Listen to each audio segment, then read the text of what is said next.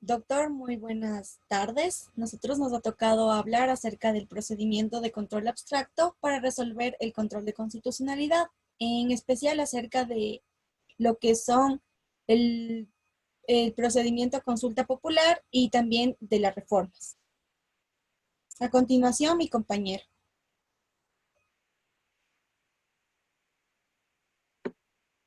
Buenas tardes con todos, buenas tardes doctor. Mi nombre es Catalina Muñoz y les voy a dar una breve introducción de lo que es el control constitucional y el control abstracto. Listo. El control constitucional. García lo define como un mecanismo de carácter procesal que busca hacer operativo el principio de jerarquía normativa, en la cual la Constitución está en la cúspide del ordenamiento jurídico. La Constitución El control constitucional se maneja bajo dos premisas. La primera es la supremacía de la Constitución, que está establecida en el artículo 424 de la Constitución, en la misma en que nos menciona que la Constitución es la norma suprema y prevalece sobre cualquier otro del ordenamiento jurídico.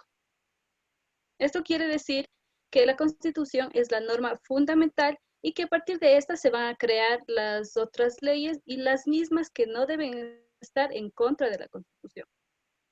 El segundo punto es la Corte Constitucional como máximo órgano de control. Aparte de ser el máximo órgano de control, la Corte Constitucional es el máximo órgano de interpretación de la Constitución, además del de administrar justicia. La Corte Constitucional tiene la facultad de imponer su interpretación de la norma. Aparte, y como característica principal, es que la Corte Constitucional es autónoma. Es decir, que no está influenciada y no puede ser influenciada por otros poderes del Estado, por ejemplo, el Ejecutivo o el Legislativo. Cámbiale, por favor.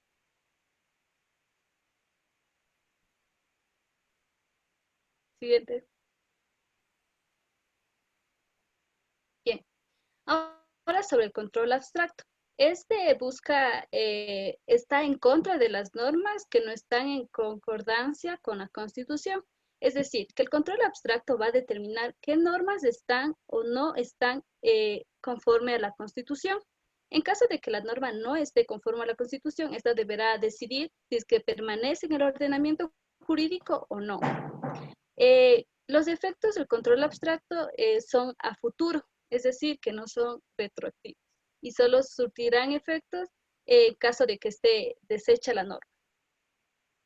Y para finalizar con esto, es importante mencionar la finalidad del control abstracto, misma que está establecido en el artículo 74 de la Ley Orgánica de Garantías Jurisdiccionales y Control Constitucional, donde les menciona que la finalidad del control abstracto es garantizar la unidad y coherencia del ordenamiento jurídico con la Constitución. Gracias. Compañeros, doctor, muy buenas tardes. A continuación voy a exponer lo que es la consulta popular o convocatorias de consulta popular. Básicamente es un mecanismo de trascendencia jurídica y que por ello su utilización está rigurosamente regulada por la Constitución. En el artículo 104 nos menciona que el organismo electoral correspondiente convocará consulta popular por disposición de la presidenta o presidente de la República, de la misma autoridad de los cantones de los gobiernos autónomos descentralizados desde la iniciativa ciudadana. La presidenta o presidente de la República dispondrá al Consejo Nacional Electoral que convoque a consulta popular sobre los asuntos que estime convenientes. Para ello, la consulta popular es el requerimiento al pueblo para que se pronuncie sobre un asunto de importancia para la vida de los habitantes de un estado. A su vez, es un mecanismo mediante el cual se convoca al pueblo a decidir sobre un tema de interés nacional, que también se le conoce como sufragio popular, por cuanto consiste en una deliberación pública del pueblo adoptada a un cuerpo electoral.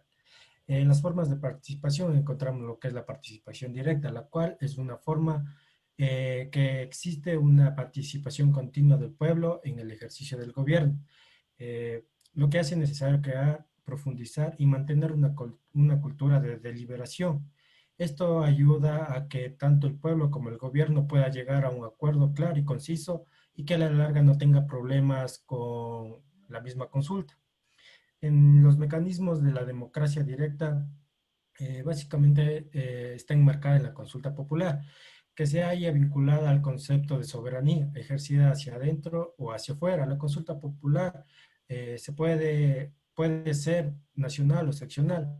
¿A qué nos referimos con esto? Que en lo nacional es a nivel de todo el territorio ecuatoriano, y seccional a nivel de cantones o provincias, dependiendo del caso de que se tenga el problema.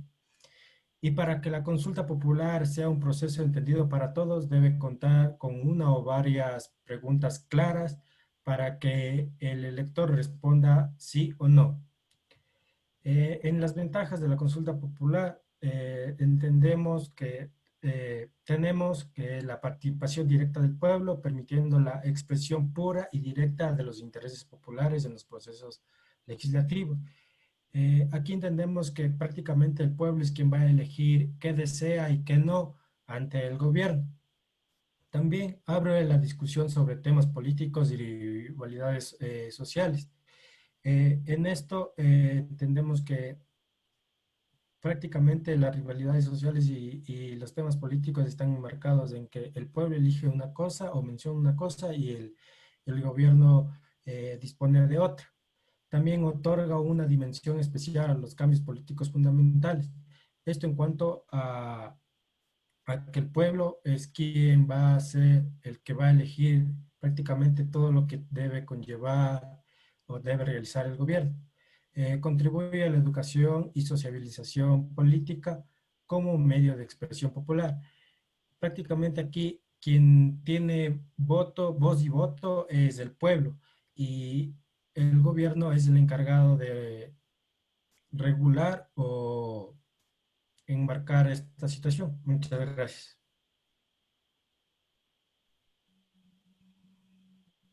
Buenas tardes, doctor, compañeros.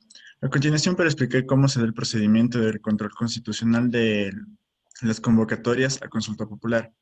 Primero, hay que tener en cuenta que en todos los casos de convocatoria a consulta popular se va a requerir un dictamen previo de la Corte Constitucional sobre la constitucionalidad de las preguntas propuestas. Entonces, ¿cuál es el orden de este procedimiento? En primer lugar, lo que se debe realizar es entregar el pliego de las preguntas para consulta popular a la Corte Constitucional. Esto está regulado en la Ley Orgánica de Garantías Jurisdiccionales y Control Constitucional. Y nos va a decir que va a ser el mismo proceso que se utiliza también para las convocatorias a referéndum.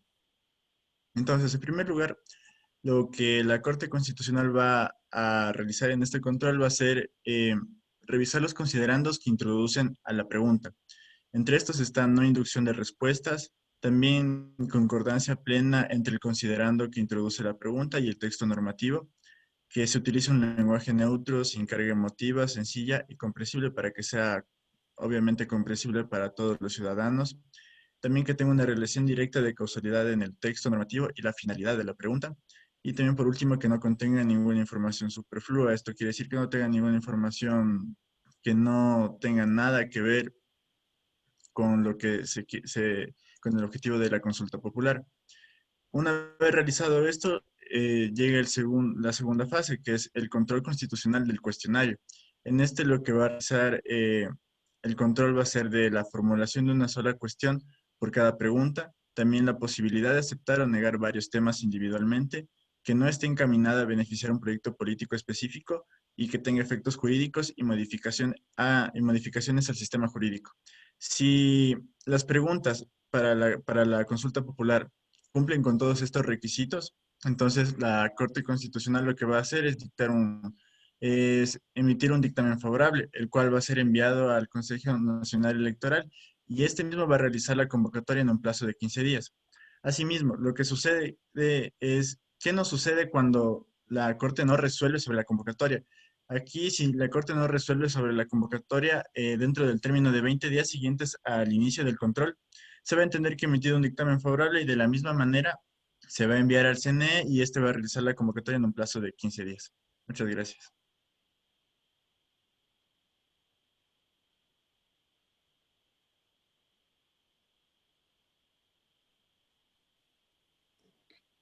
Buenas tardes, doctor. Buenas tardes, compañeros. Voy a hablarles de los estatutos autónomos. Como antecedentes tenemos que inicialmente eran fueros locales, municipales y jurídicos.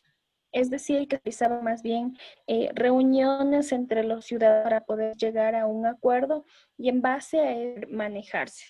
Luego también se da con, se utiliza en la península ibérica a partir de la Edad Media. También ya como estatutos autónomos como tales, estos rigen un territorio, están sujetos a un país, pero requieren más competencia por su extensión y cantidad de habitantes. También en el estatuto se recoge al menos la denominación de la comunidad autónoma, la delimitación territorial, la denominación, organización y sede de las instituciones autónomas, las competencias asumidas dentro del marco establecido en la Constitución, las bases para traspaso de los servicios correspondientes a las mismas. Y también tenemos en la ley lo que es de acuerdo a la Constitución de la República, al COTAD, en el artículo 246, la Constitución de la República nos habla de la aprobación de los estatutos y dice que el estatuto aprobado será la norma institucional básica de la región y establecerá su denominación, símbolos, principios, instituciones del gobierno regional y su sede, así como la identificación de los bienes, rentas, recursos propios, la enumeración de las competencias que inicialmente asumirá. Las reformas al estatuto se realizarán con sujeción al proceso en el establecido y requerirán de dictamen favorable a la Corte Constitucional. Como vemos aquí en el artículo, nos habla de lo que son los símbolos, los principios, las instituciones de gobierno. Los símbolos son las representaciones factibles de una idea y los principios son la base, ideas, fundamentos, reglas que se han establecido en una determinada, en un determinado lugar para poder garantizar una convivencia armónica.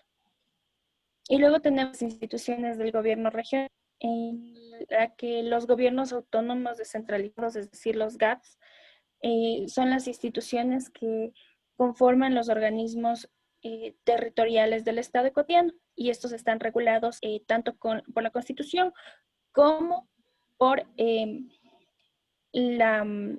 por el Código Orgánico de Organización Territorial, Autonomías y Descentralización.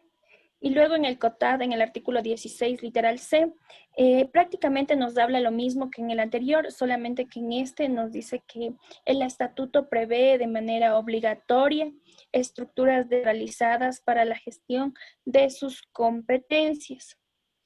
Entonces aquí también nos habla de lo que son las estructuras desconcentradas y estas más bien se basan en las estructuras privadas como son de empresas que un gerente maneja la empresa como tal, pero para llegar a establecer un estatuto autónomo que realmente sirva para regular el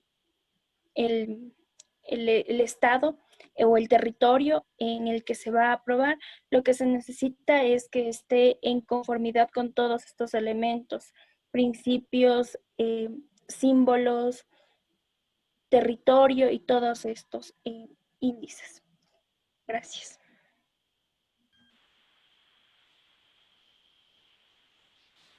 Bueno, yo voy a hablar acerca de lo que son las reformas. La Constitución de la República del 2008 tiene establecido dos tipos de formas para modificar un texto jurídico, el cual nos dice que van a ser las enmiendas y también las reformas. Debemos entender qué conlleva cada uno. Para esto nos dice que tanto la enmienda como la reforma tienen objetivos que las distinguen a cada una. La enmienda en sí no puede cambiar la estructura fundamental del Estado, los elementos que la constituyen, Y además esta no puede restringir ningún tipo de derecho establecido dentro de la misma Constitución. Mientras que la reforma, en cambio, puede hacer cambios más profundos en lo que son la Constitución, así como en los elementos que constituyen la Constitución, la estructura, y al igual que la enmienda, no pueden restringir ningún tipo de derechos establecidos. El procedimiento de la enmienda se tramita en 2 debates, los cuales deben ser realizados en un tiempo de diferencia de 12 meses entre el primero y el segundo. Mientras que en la reforma el procedimiento de igual manera se realizará en 2 debates, sin embargo tendrá un tiempo estimado de 90 días. Luego de que se aprueba, debe pasar a un referendo constitucional, el cual debe hacerse mediante, en caso de que la propuesta de esta iniciativa sea ciudadana, primero debe realizarse una recolección de firmas y luego de esto, las rúbricas que hayan establecido en un documento tienen que ser reconocidas por el Consejo de Participación Ciudadana. Pásale, por favor.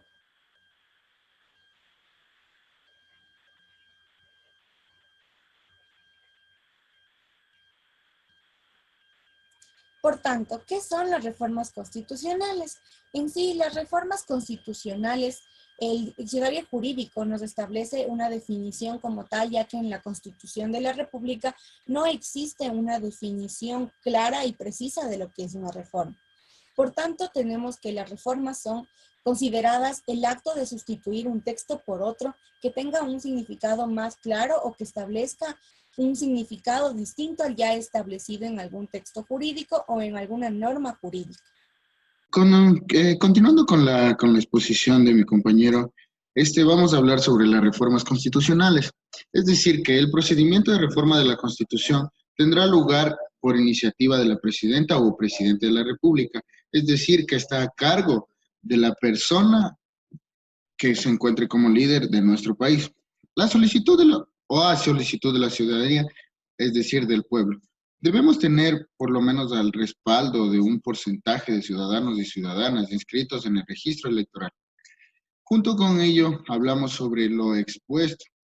Una vez presentado el proyecto de reforma de Constitución, la Corte Constitucional es la que debe realizar el control preventivo del proyecto presentado, indicado la vía idónea para realizar la reforma constitucional. Es decir, que en esta etapa podemos considerar que se hace una revisión previa incluso antes de proceder a revisarla, a ponerla en marcha. Debemos darle como que una revisión a grosso modo para poder ver si es factible o no realizar este tipo de reforma para el país. Una vez obtenido la aprobación de la Corte Constitucional, es preciso referirse a la iniciativa del proyecto.